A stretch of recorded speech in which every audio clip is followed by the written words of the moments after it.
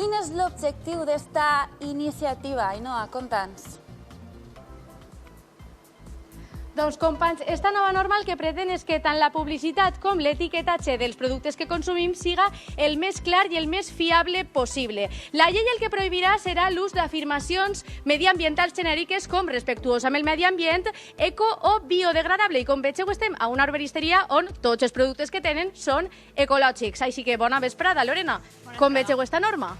Doncs és genial perquè al final nosaltres el que pretenem és que els nostres productes corresponguen a una certificació ecològica durant tota la traçabilitat i aquest certificat ens ho assegura. I cregueu que vos afectarà a vosaltres? Jo penso que positivament, perquè la gent els consumidors que vulguin productes ecològics saben que poden vindre així. Saben que així seran fiables. Perquè en què ens hem de fixar quan comprem un producte ecològic, Lorena? Doncs mira, quan agafes el producte ha d'estar el logotip de la Unió Europea en què se certifique que és ecològic, que és com una fulleta verda.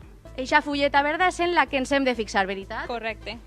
Doncs, companys, ja veieu en el que ens hem de fixar a l'hora de comprar estos productes ecològics, perquè, en definitiva, l'objectiu d'esta norma és evitar este blanquejament ecològic i ajudar als nostres consumidors a que facin les seues compres de la millor forma possible.